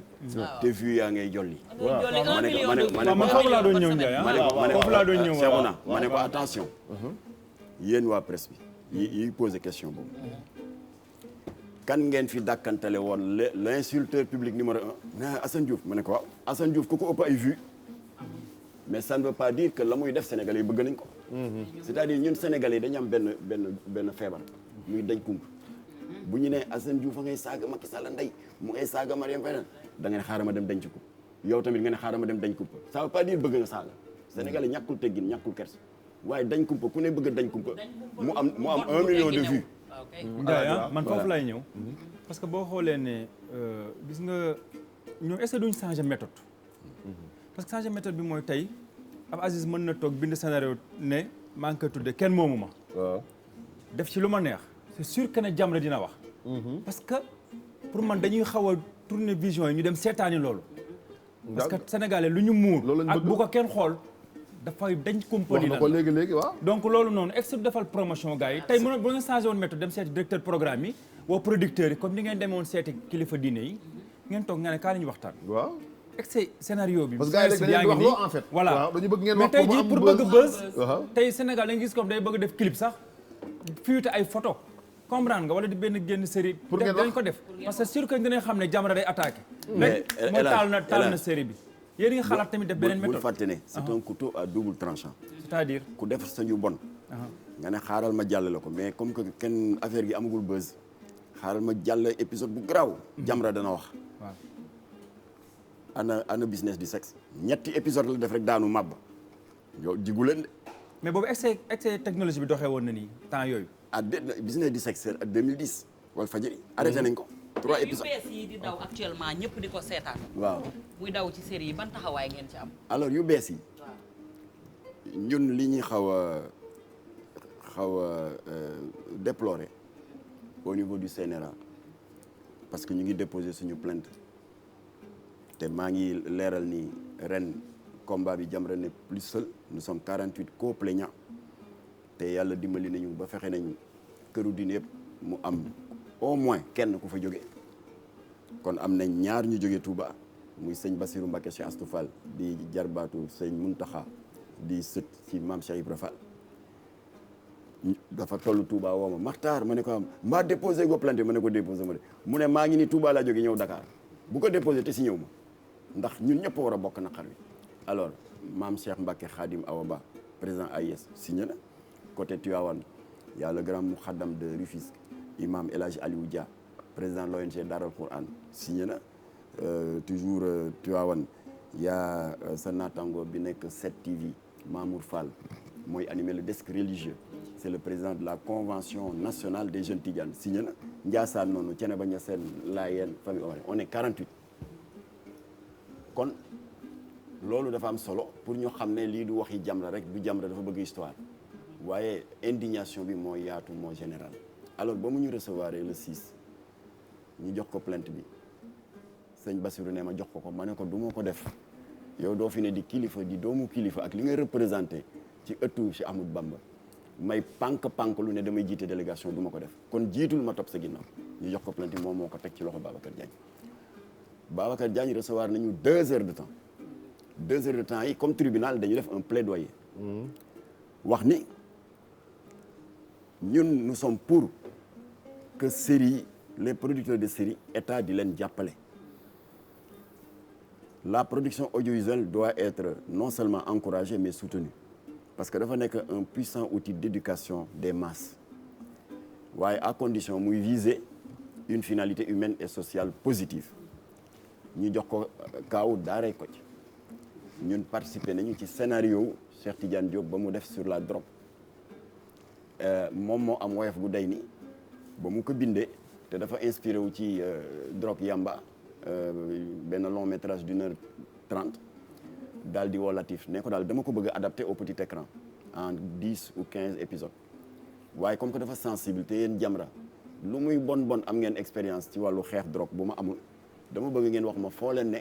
ma fekk leen fa wan leen scénario bi Latif ne loolu duñ ko nangu yaa ñu mag fuuf wax ñu foo ne ñu fekk la fa mu tegtal ñu këram fii ci avenue Blaise Diagne angle rue 11 je crois ñu ñëw fekk si ko mu am woyof bu day nii jël scénario bi ne ñu mu ngi nii ñun ñu jël suñu temps pendant 3 heures de temps 300 pages yëpp ñu lire ko waaye nag ak suñu big di dafi amendement yi bari na ça prend du temps benn rek laa ci cité am na benn séquence boo xam ne acteur principal bi dafa toog en bordure de mer ci benn rocher jël ngandim cornet de yamba boyal muqi ba saxaar si jolli mu kontaan fëgg dënn bi nag di tagga yamba bi sukk ndeela sukk xaw ma lan am na benn wax ju muy wax Latif ne ko séquence bi dama bëgg nga xoolaat ko Cheikh ne ko pourquoi mu ne parce que xam naa li nga si jublu da nga bëgg a wane ne ñii dootuñu ànd ak seen sago dañuy dem ba couper de la réalité mais un jeune téléspectateur mën na ko interpréter négativement daal di ne kon day yamba day tax nga jëli science comme ni ko jaaykati yambaay di waxee si saa si Cheikh Tidiane dontele moo ñu ëpp xam-xam fuuf ci wàllu cinéma mu am woyof gu day ni effacer séquence boobu. mais man nag ci loolu parce que il faut ñuy waxtaan. il faut ñuy waxtaan ndax du dëgg. man damaa yaakaar ne tey scénario dafa am commencement. am digg am fin. tey jii man su ma bindee sama scénario. commencement scénario bi man Cheikh Ndiaye ma war di tux yamba. di taal yamba bi di ko tux. tey yéen su ma ko defee ci benn épisode ñaari épisode ñetti épisode waa Jamra jóg. alors que pour ma yee doomu aadama yi. il faut ma tux ko ba mandi. waxoon nañ la ko ci wiir waxoon nañ ko ci mbaa du am ndam. mbaa seytaane du am ndam. waaw kay benn maire moom mu ñëw laaj ma mbaa seytaane du am ndam ma ne ko yaay booy seytaanal di nga kontaan. ba mu kontaanee daa ñëw tàccu ma ne ma seytaane amul ndam mais pour nga won doomu aadama yi il faut nga mandi ba pare dof wala après nga dee parce que scénario la mais doo ñëw rek il faut mu am introduction je pense comme tey jii yenn série yi ngeen di kaas nii fii ñi ci nekk di def lu bon dee leen xool fa ñuy mujj ba pare amul kenn ku ci def lu bon mujjee am lu baax waaye Cheikh est-ce que du ngeen leen bàyyi ba seen scénario yi jeex wala je sais pas xam nga yow mën nga defar benn série bu mucc ayib de 10 épisodes fekk lu baax nga si jublu yar xale yi wala alerter sur un danger comportemental ou autre waaye danga ko kaani poobar ko daqaar ko ba nga xam ne ku seetaan 2 épisodes yi rek dégoûté tu perds un client alors moo tax nag il faut équilibrer entre l'alerte mais ne pas provoquer le dégoût parce que da nga war a fidéliser les téléspectateurs jusqu'au bout waaye man jot naa ay jigéen bon y a des Ibadou et autres mais d'autres yu ma ne daal man ñaari épisode laa ci def rek waaye ba ma gisee ndaw soosu faram di ko sàkku mu bëgg ko gàntal ne ko dama ne ci période waa ji gëmu ko mu am ñàkk jom gu day ni yëkkati jipam dugal loxoom ci cinéma loolu xooluma ko génne ko loolu man gisuma loolu génne coton hygiénique bu tax rip ak deret kooku c'est trop waaw loolu moom dañu war a bàyyi ne pour xëcc nit ñi il faut choquer c'est une erreur alors bref waaw loolu moom mënoon ko jaaree feneen alors loolu mënoon jaar feneen sax ba loolu lenn rek la ci waaye y en a d'autres alors de sorte que ba Cheikh Tidiane Diop defee loolu on a vu les résultats ba 15 épisodes jàllee on a été submergé Latif a été submergé de demandes d'audience suñu siège bi ci Bourguiba ay jeunes étudiants 18 ans 17 ans 20 ans mais jataay bi ma ci fekkee daf ma marqué ba léegi un étudiant qui était en larmes ne ko tonton Latif daal man du ma la nëbbanee damay drogué Latif ne ko ban ngay jël mu ne ko l'hôpital bi jógee Nigéria waaw parce que cannabis bu Mali bi kii bi dafa faible léeg-léeg bu sama poche diisee ma wut tuuti cocaïne bref dama accro waaye acteur principal bi ni ma gis addunaam mu rafetee woon mu nekk un cadre un chef de famille aimé par ses enfants et sa famille xëy bés rek daal di daje grand xaw ma grand jo mu dugal ko ci mbir mi mu xaabaabal jikko ji soppeeku mu naqari deret am na moment jabar ji wax mu jànni ko am na beneen moment mu mbéj ko te daawu ko def ba à la fin il a même perdu son emploi ndax un taux d'absentéisme trop élevé alors il avait des problèmes de santé Latif ne daal xale bi ne Latif man de damay drogué waaye fii waa ji tàmbale ak fii mujj man du ma mais waaw lu ma waxoon la léegi rek da ngeen ko may mu tàmbali ma ñëw dañu ko may mu tàmbali alors en fait léegi xale bi ne ko nag clinique privée de désintoxication yi dañu cher ay 500 000 600 000 te man sama famille dañu néew doole yéen comme que ONG ngeen boo leen mu mënee booleeg seen partenaires yi ñu mën ñu dimbali ñu désintoxiqué ñu donc après la projection de la série de Cheikh Tidiane li Latif yóbbu à nos frais ay jeunes ñu désintoxiqué leen kenn xamul nu mu toll donc keroog loolu laa wax d'accord loolu laa wax waa Marodi TV parce que Massamba Ndour ak Calista Ciss ils m'ont fait l'amitié de venir me voir mooy ba ñu nekkee ci bras de fer ak ñoom je les remercie parce qu'ils n'étaient pas obligés de le faire visite courtoisie la dama leen ne kon voilà un scénario mooy bu Cheikh Tidiane Diop boo xam ni Cheikh n'a rien inventé dafa jël seetu rek teg ci société bi il s'est fait le reflet d'un fléau buy miiner société bi te kenn mënu ko weddi mooy l'impact de la drogue chez les jeunes waaye daf ko articuler autour d'un scénario tellement intelligent que xale yu bari bañ ko seetaane ba mu jeexee dañ si mujjee jëlee yaddange dañu mujj jëppi seen ma ne ko yéen nag ma ne ko yéen nag c'est le contraire c'est le contraire da ngeen jël seen série articuler ko autour d'un scénario pervers buy rafetal am jëkkër am fukki far di rafetal njaaloo di def la pornographie de la pornographie verbale donc da ngeen ko articuler autour d'un scénario tellement pervers que ku ko seetaan ñàkk jom nga ciy jële Cheikh Tidiane Diop ku ko seetaan jom nga ciy jële c'est pour cela qu'on vous a combattu. d'accord waaw képp dafa mel ni waaw waxtu wi waaw waxtu waa ñuy dab nag defe naa ne yaakaar naa ne fi ñu bëgg bi ñu dese benn boobu rek waaw après ma ne mi ngi continuer di daw kon le combat continue pour Jamra ndax série yi moom ñi ngi fépp te c'est accessible à tout le monde ñu ñëw ci beneen point rek xam naa ne muy wàllu organisation yi nga xam ne moom moo jëm ci organisation religieuse en période de coronavirus ban xalaat nga ci am. waaw ñun day ma yàlla dogal na bi mbas mi ñëwee tàgguñu kenn. en résumé rek pour ñu mën a dugal yéen parce que temps bi jeex na à nos propres frais dañuy jóg et c'est toujours visible dans Facebook def ay petit extrait vidéo de 10 minutes de sensibilisation naan na ngeen fopp seen i préoccupation politique teg fële te ngeen def lii mais bañ teree dem julli ci jàkk yi lan ngeen ci def nangu ngeen loolu ñun dañu def déclaration waaw wax ne du solution ndax xam nga mbas mi bi mu tàmbalee le 2 mars cas importé la woon voilà et foofu sax c'est l'occasion di demander services sanitaires yi nañu bàyyi formule yu compliqué yi dafa am sama benn bàjjen bu ma ne waa Guèye luy cas importé lan mooy cas communautaire lan mooy cas contact ma ne ko cas importé mooy bi mbas mi tàmbalee le 2 mars dañ ko jegaane indi ko fii cas contact mooy kooku amee doomu jàngoro bi nga contacté ko moo xam sa waa kër la wala ngeen bokk bureau mu wàll la alors ma ne ko nag cas communautaire mooy nga am jàngoro bi xam nga fu mu jógee alors donc ba jàngoro bi ñëwee 2 mars léegi ñu ngi ci mercredi 5 août 26 mercredi 26 ñu ngi ci ñaata 277 morts ak 4000 cas d'infection kon nag taxaw seetlu jot na ndax boo xoolee réewu Europe yi ñoo ñu ëpp ay masque ñoo ñu ëpp ay gel hydroalcoolique waaye ñoom itam tanewuñu France a ngi si 30 000 morts États-Unis 180 000 alors kon nag mbir mi du mbirum docteur rek am na lu ñu sàggane waxi Jamra mooy tant que boolewuñu suñu borom subhanahu wa taala ci waxtaan wi mbir mi dañu naan këtt ne doon alors maam ba ma ko waxee benn waaye ne man waaw ni ñuy boolee yàlla ci waxtaan wi ma ne ko en 94 amoon na bekkoor bu métti bu fi amoon suñu mbokk baykat yi toog 2 ans pepp ndox daanu gàncax gi lakk ci naaj wi boole ci jur gi di faatu bëy xar yi en grande quantité le pays était menacé même sécurité alimentaire dëkk bi menacé wu waa météo di wax lu ne sëñ Abdou Aziz Sy Dabakh moo jël parole ci rajo bi daal di duut baaraam waa météo ne bàyyi leen di tuumal yàlla pour lan ngeen naan Sénégal tawul mu ngi taw waaye malaaka yërmande yi bu ñu indee niir yi ba ñu tiim dëkk bi bari bakkaar suñu borom dafay naan dem leen géej ga ngeen tuur ko fi kon Sénégal a ngi taw mais sa géej ga alors yàlla dogal nag sëñ Abdou Dabakh président de la République Abdou Diouf dégg ko affaire bi touché ko mu ne ko loo bëgg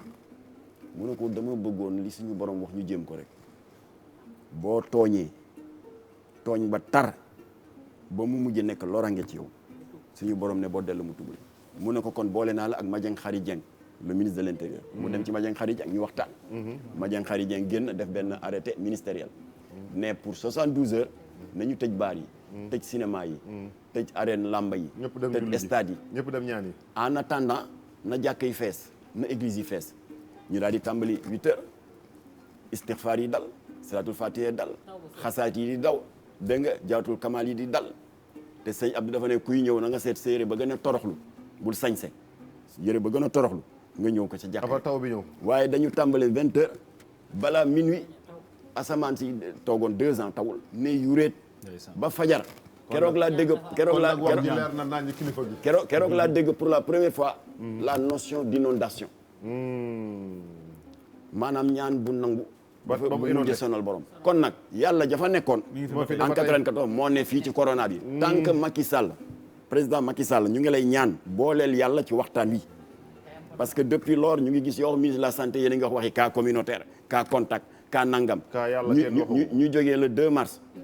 ay 2 morts 3 morts 4 morts léegi ñu ngi si 277 morts ñii ngeen yaakaar muy américains yi ñoo la gën a jaaxle parce que américains yi dañu nekk en pénurie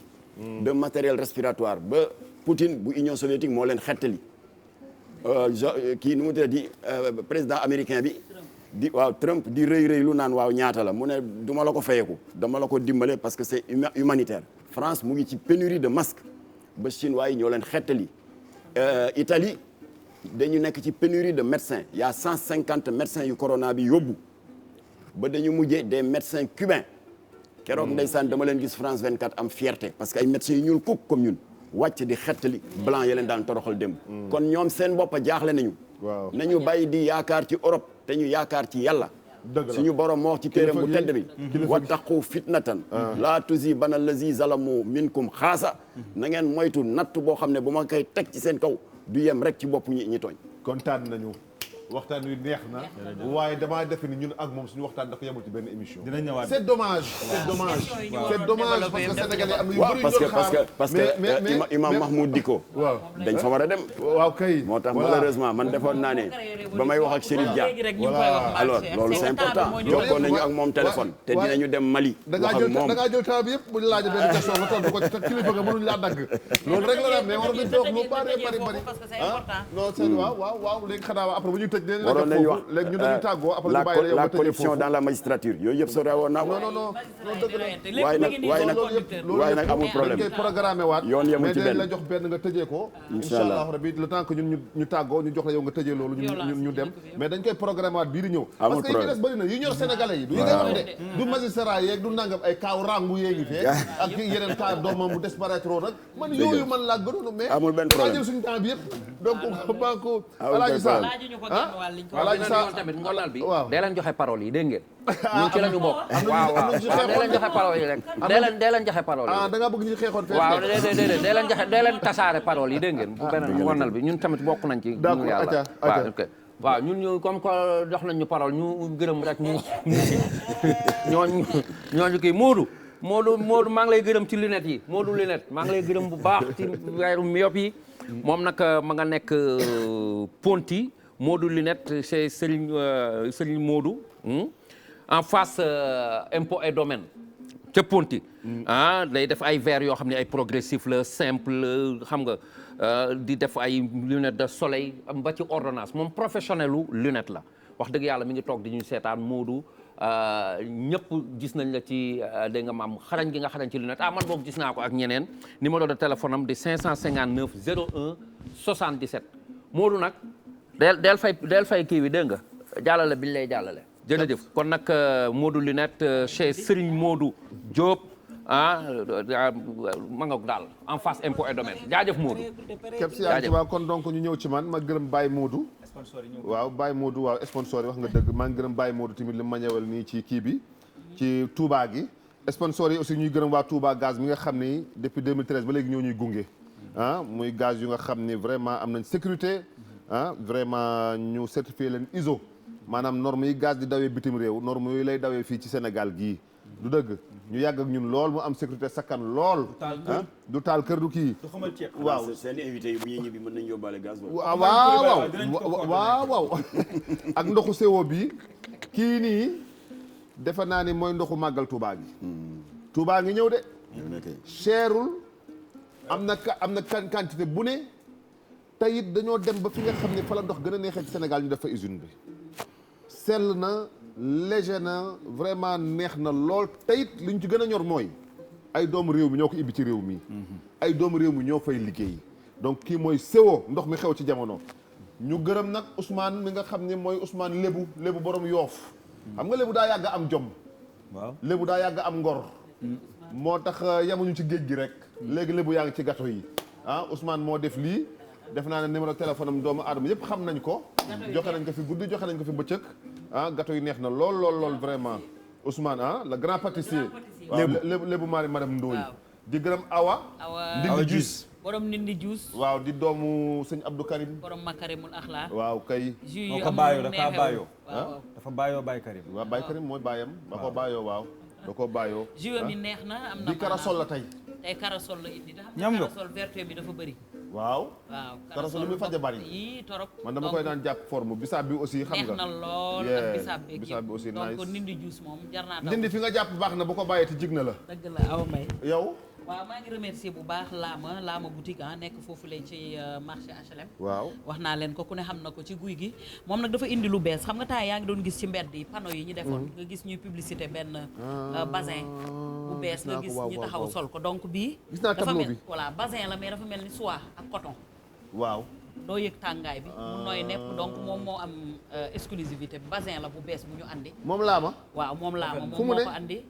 moom moo ko andi moo ko yore fii mu ngi ko jëlee marché butigu Autriche Laama butigu Laama bi fan la marché HLM d'accord marché HLM ci guy gi la nekk Laama boutique numéro téléphone am nekk nag li nga xam ne moom moo di 77 644 644 15 84 wala 644 15 84 wala 76 644 15 84 donc qualité bi daal la indi léegi rafet na waaw ndax nag yeneen basin yi daal wàcce nañ leen moom jeex na kon bi aju te andi na ci ay variété yu bëri suprême ak beneen bopp bi nag tey kan la mooy ne bopp bi comme dab rek Awa Ndaw borom Latifa Awa Ndaw gënaat fii waaw moo génn ci afro bi Awa Ndaw jaaxal na ma Awa Ndaw est-ce que amul jinne ju koy dicté li mu war a def waaw bopp loolu mën doomu naa aadama nekk yi nag don la am moom lii du naturel day gëmm di nelaw sax di Non, créé c'est te pas bu naturel. créé ba pare xale yi jël alaaji nga ne loolu am solo Kébé sa temps jeex na Kébs waaye bu dugg sama temps waaye keps di ma rek waaw kay waaw waaw man Fa Fashion moo ma solal Fa Fashion waaw di madame Dioum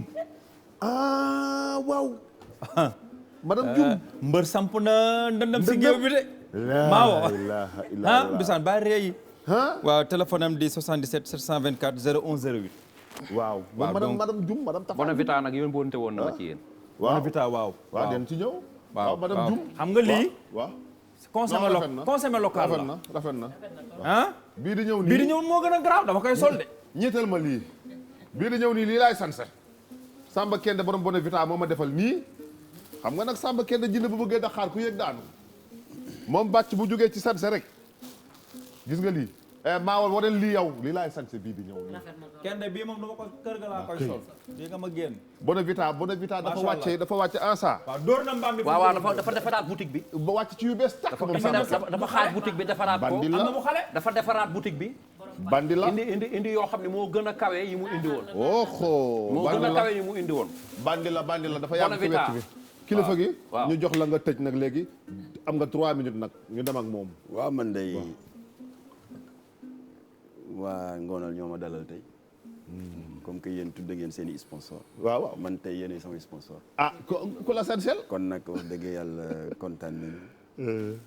di ñaan suñu borom mu gën a dëgëral seen taxawaay amin amin ya rabbi yaatal xam-xam bi amin amin ya rabbi gën a sellal seen i yéene Amiin, ndax yéene amiin. ji ngeen am ci askan wi dafa rëy amin amin amin yàlla na leen si suñu borom gunge amin amin ya te rabbi yéen li leen tax a jóg du dara dul rek ñun ñëpp ñu defaru wallahi wallahi ndax defaru ci waxtaan rek lay amee moo tax suñu diine jàngal ñu